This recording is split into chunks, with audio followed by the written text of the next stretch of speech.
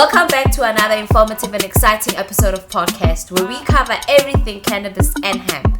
If you haven't subscribed yet to our channel, please do so, as this will help us sustain our channel. And remember to cannabis responsibly at all times.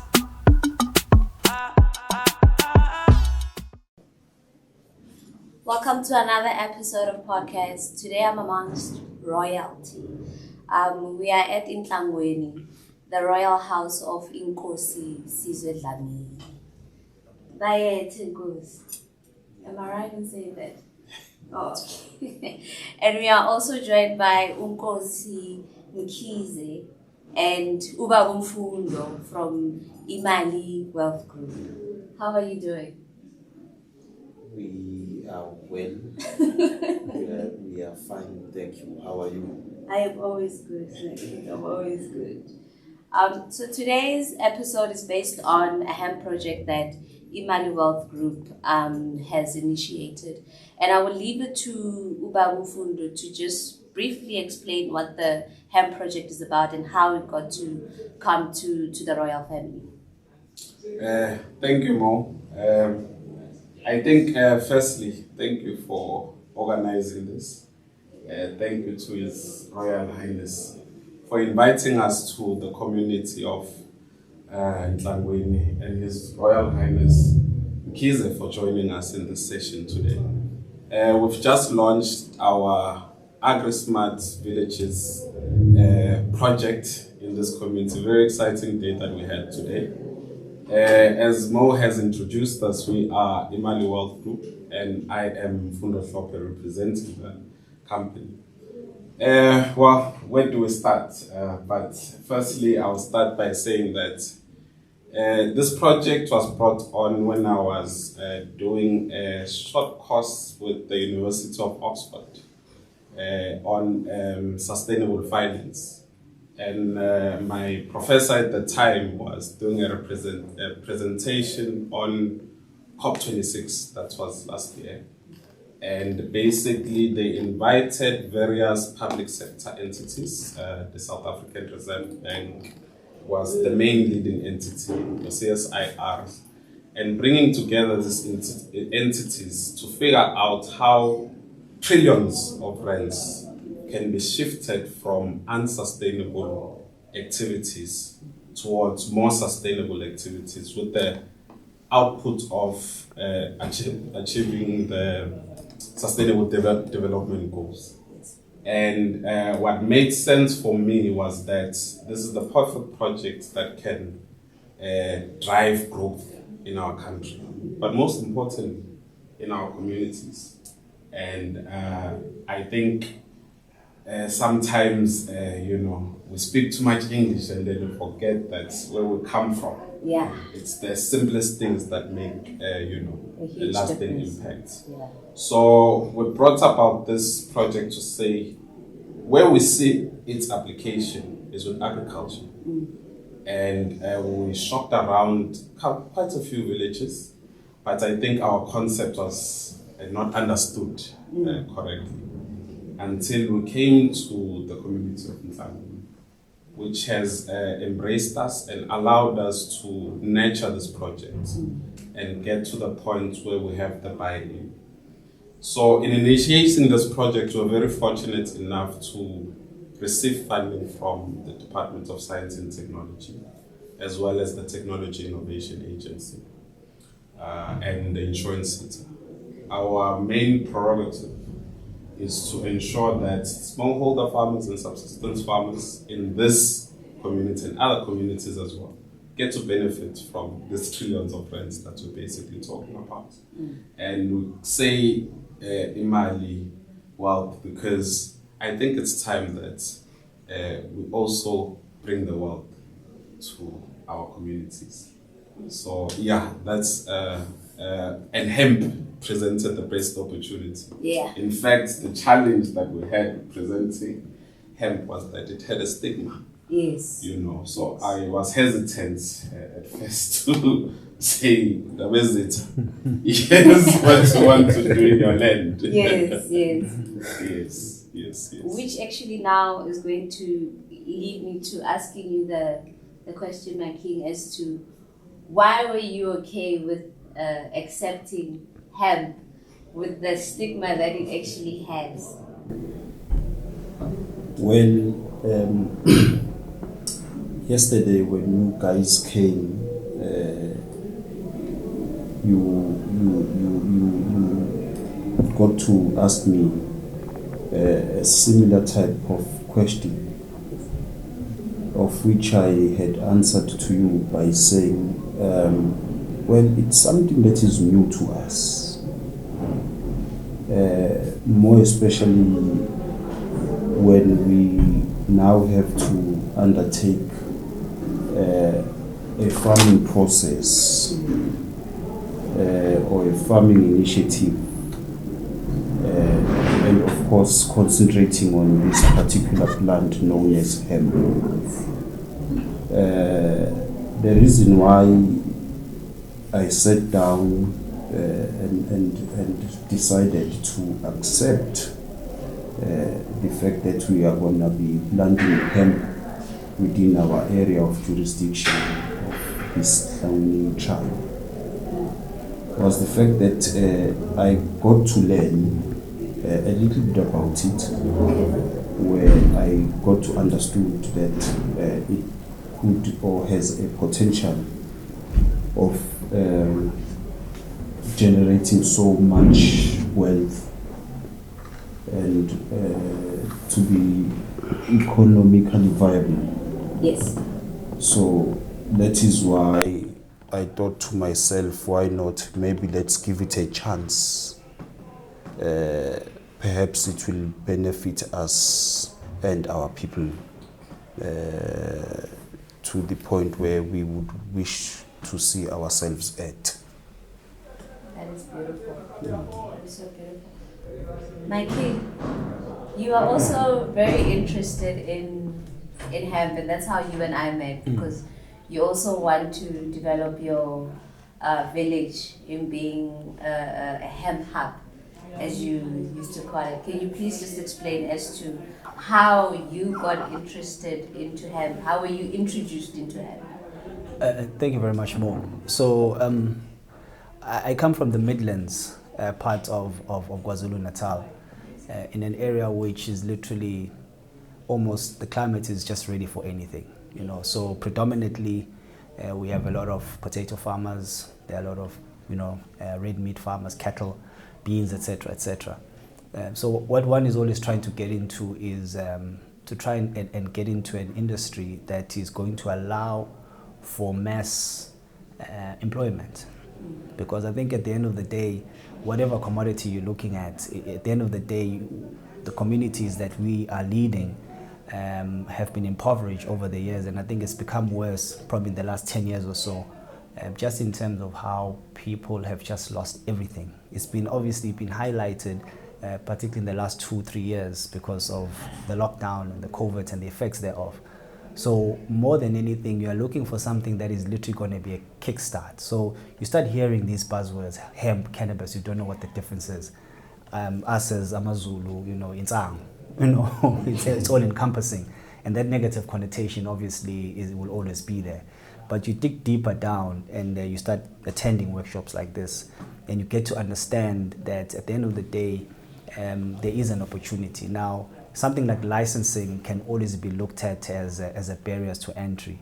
But licensing for me, sometimes I look at it as an opportunity, because that's when you actually probably realize quite high margins when you get into a certain industry. You look at the pharmaceutical industry and the licenses that are needed there. You look at gambling and you know, probably a bad example, but you know, the high returns that are there. So obviously being, I'll call myself young at heart, you are also looking for something that is not only going to provide employment, but is also going to be able to provide a source of revenue for the community. Because at the end of the day, if a community is able to be self-sustainable in its own way, then it releases some pressure off the government and dependency thereof. So things like hemp, and the fact that for me, I look at it as a lower entry, because I think it was highlighted in the presentations that we had, that cannabis, obviously, it will only be a few players because of just high,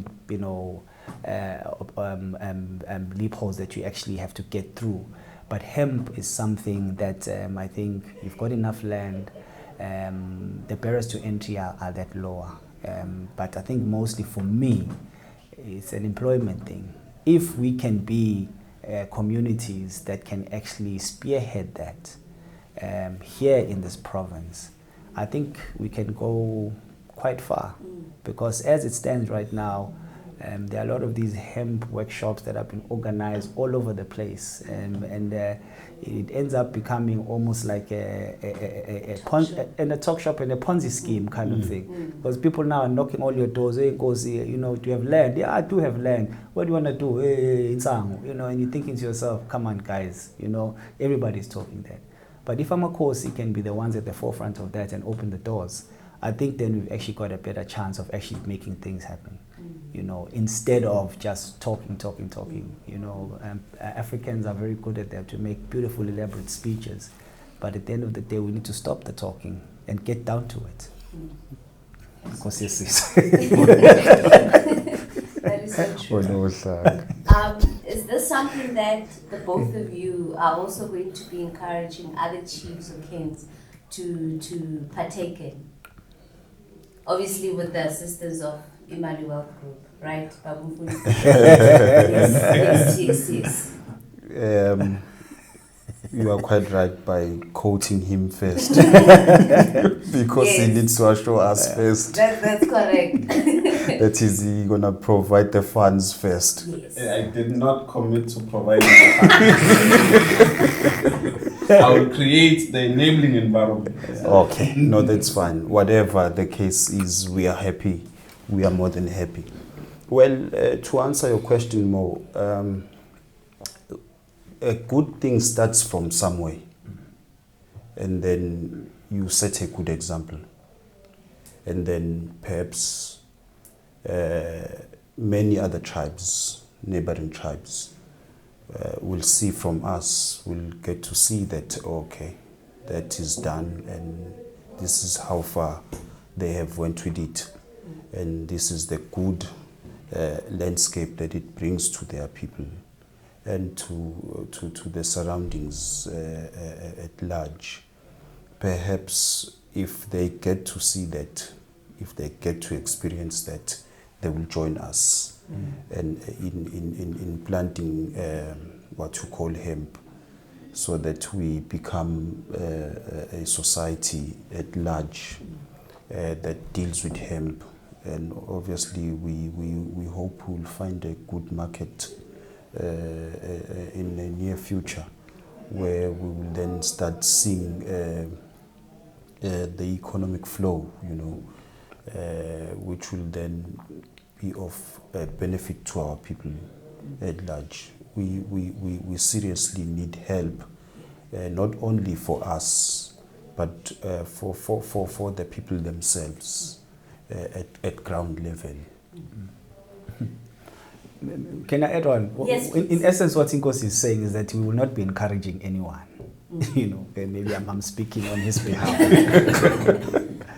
I have realized, I think in the 13 years that I've been leading my community, that sometimes trying to encourage people to get into something that they cannot see is almost impossible. You do workshops, you do things, you invite 50 people, and you want all of them to take advantage of it. And one or two people out of that 50, and that's been my experience, one or two people will take up that opportunity. So sometimes you just keep quiet and you do. When things happen, people then will want to know. Now, sadly enough, not all of us can be in the hemp business. It's just the reality of it, So sometimes it's just, you have to be a business, and try, and as much as we've got Uhlophe here with us, and Inkosi must protect this contact, because he brewed this contact. I mean, he's telling me that, we heard that he's known him for, over a year. And that's his contact. And you're not trying to be selfish. But at the end of the day, this relationship that he has created, my relationship with you, has created me and allowed me to be in this position, to know Uhlophe and to be closer to Inkosi. and I'm going to respect that. Now, I can't be going to say, hey guys, let's all do hemp, and they're like, oh, Kabazela, where? You know, when nothing has happened. It will happen, I think, naturally, but I think maybe let's spend more of our energy actually getting things done than to try and recruit people, because we are not a political party. So I can share. yeah, and then Seconds in. so when are we implementing? Yeah. When is the talk shows coming to an end now, where now people see this thing coming into implementation phase now? For me to be yesterday. Ne? Yes, Inkosi has asked me a number of times, when are we starting? I think one of our biggest challenges, and it's also that the environment in South Africa is so dependent on government that we need to sort of take a bit of that power, away. Especially our challenge is that our villages are remote, right? To garner the resources just to travel to this village is your first challenge. Yeah. But now our model is to say that let's have a remote working system. Today we just, through the setting up of the youth committee by Inkosi, we've pulled in 12 young people to say that, guys, this is your project. Help us implement it. I don't want to divulge too much, but with the engagements that we've been having is to say that the Department of Trade and Industry must come on board.